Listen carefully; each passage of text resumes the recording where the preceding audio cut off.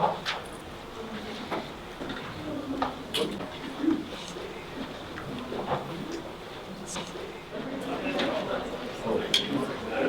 the Community Fisheries Action Roundtable. It really flows off the tongue.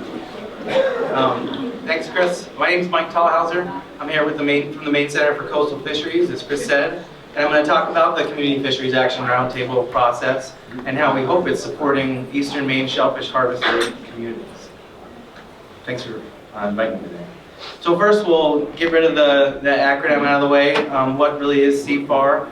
CFAR is basically a process that, like Chris said, the center has used in the scallop fishery that's had a lot to do with where the lines were drawn and the way the scallop fishery is managed today that had a lot of input from harvesters, real input. And it's a process that really deliberately, very deliberately focuses on the knowledge of the values of industry members, local managers, and community members to really prioritize the work that they want to do. The work that they want to work on. Commissioner Kelleher started the day talking about how important the clam fishery is and the shellfish industry is to Maine, and he talked about some of the big challenges that this industry faces. And the two that he mentioned, I think, were climate change and ocean acidification. And I'd say those are really big challenges that are going to face this industry. And if we want that, he also called it, co-management, the best co-management system that we have. If we want to have that really effective co-management system with harvesters and stakeholders involved, we're going to have to start where they want to start and not necessarily at those big level. You're not going to get a bunch of harvesters to say, I want to do a collaborative project on, just starting with ocean acidification and solving climate change. And so this is really work to start at that level where harvesters are. And you might ask, why clams? This is the first time someone from the Maine Center for Coastal Fisheries has presented at this. Is really that clams, for me, is someone that's really involved in co-management with alewives and shellfish. This is one of the those two fisheries, where there's a real formal structure for co-management that allows a lot of this work to really get legs and move. And like Commissioner Kelleher said, clams are important, especially in the area, soft-shell clams, especially in the area that we're doing this work in Washington and Hancock County, where they can, up to $14 million over the past 10 years of an industry. And like some folks talked about earlier, George Powell from DRL Stonington talking about how, how many positions and how many jobs that provides Washington and Hancock County.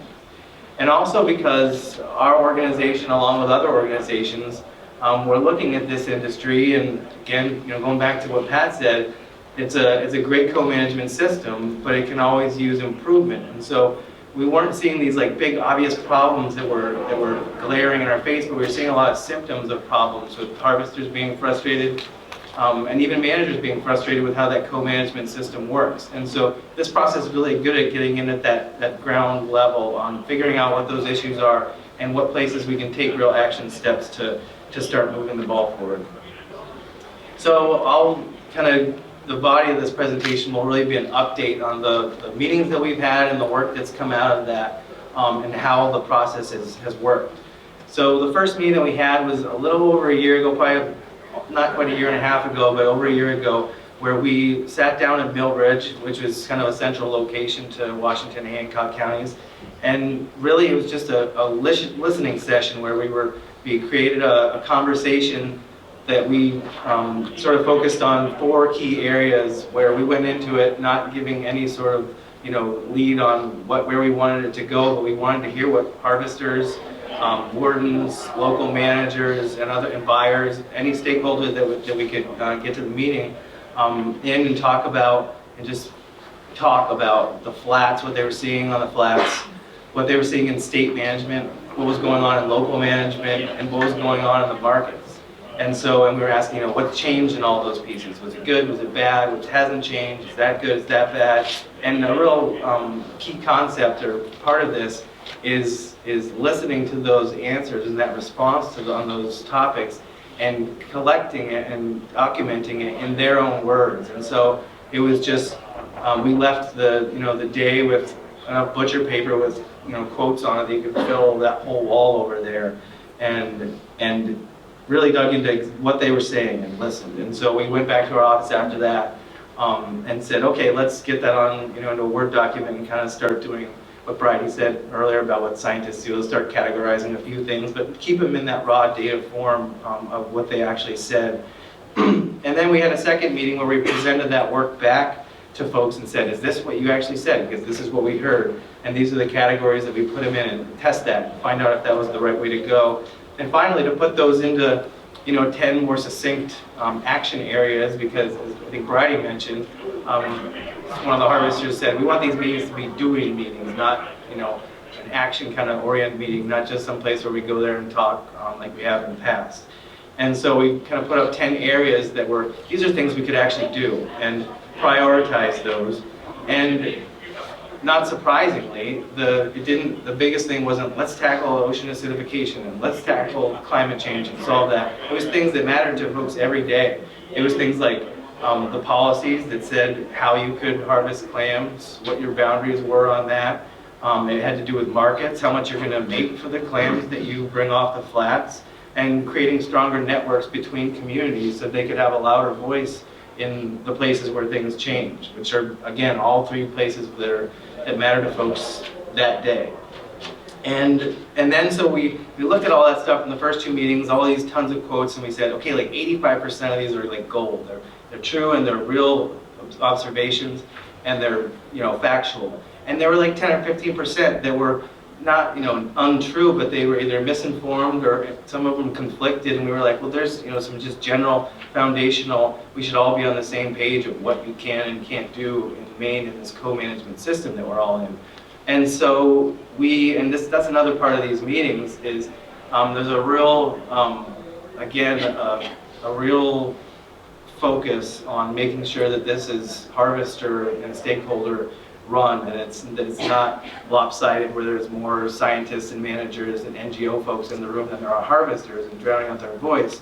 It's, in fact, in the beginning, before we had the first meeting, we went to a lot of those people, said we were going to have these meetings, went to Cole and other researchers and folks like that and said, we're going to have these meetings, we're not inviting you to this one, but we're going to bring you in when that makes sense and when the harvesters are actually, in some cases, asking for that, or we're noticing it and saying, hey, let's bring this in, or let's have, you had this big question, now let's bring a researcher in when they're at their best value to that, and then work with them. And we brought Hannah Annis and Heidi Layton into that next meeting, who were incredible, by the way, the area managers. We sat down with them for 2 or 3 hours before the meeting and said, like, this is what your purpose is at this meeting, and this is what we want to do. And they, being the people they are, took that to heart and really delivered that. And so we spent that third meeting, just what we did was in a way of looking at it to a new light, we said, let's look at Massachusetts, Maine, and Canada, and how they all manage their fisheries, which if folks know the differences, there's a huge continuum of how they manage those fisheries, and in a way to just say, that's a new way of looking at how Maine's co-management system works, and clear up some of those misconceptions and just build like a core kind of understanding there. And then our fourth meeting was getting into more of the action side, where we said, let's take advantage of the fact that we've got a legislative session coming up.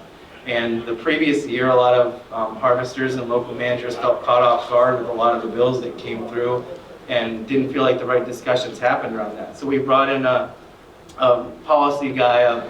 He actually had worked as a lobbyist for a land trust, and he came in and just went through the legislative calendar in 2 years of what happens in the Maine legislature and the different places where public can get input into that, and just strategies on how to do that.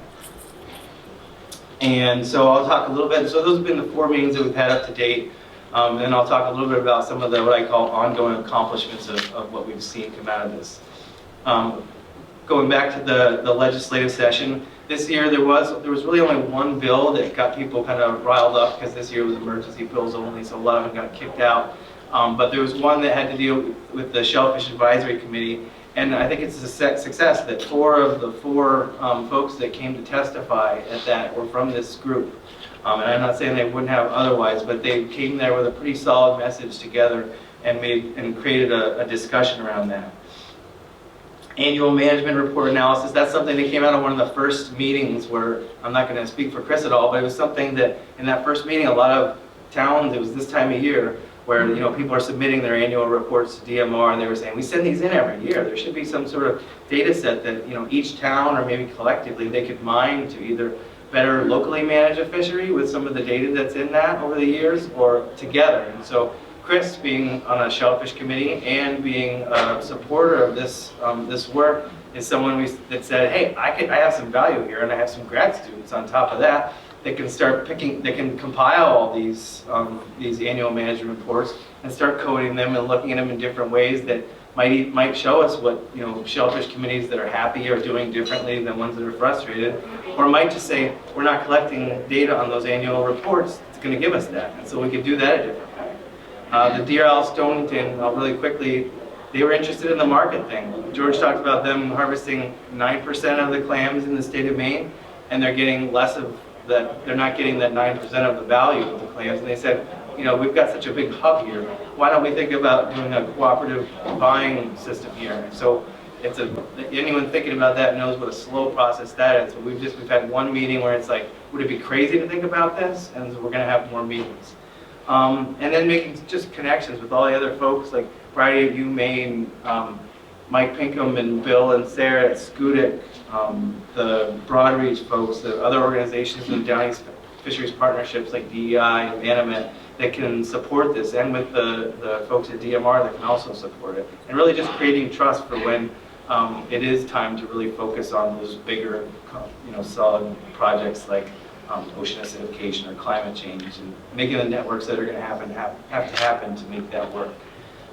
And moving forward, right now we're thinking about the next legislative session. So hopefully, closure's only, Diane said this to me the other day, only 9 months away, and it's time to start thinking about it now. And so hopefully that next year, when folks are giving public testimony in Augusta, it's going to be on bills that came from collaborative work out of this group, as well as others. And so they're commenting on their own proposals, and to make those solid proposals, we've got to start now. Continuing to develop that network, bringing more towns on board and strengthening those networks, and anything else they want to work on. And so I'd say we've got to talk about challenges really quickly. We all talk about this in a lot of this work, just getting the minimum threshold of harvesters there. We don't need a full room of harvesters, but we need that critical threshold of those values and knowledge in the room. Getting work done without overburdening the folks that are doing the work, because there's a lot of stuff going on right now, and some of the people that I'm working with, Bridie's also working with, and Chris may be on something else, and Schoodic might be on something else, and aside from that, just naming the group, because we go to these meetings and we get so excited about all the stuff going on, then we get to the last 5 minutes and everybody's like, what's our name? Like, this is so we haven't done that yet. So, there's a lot of stuff. Thank you.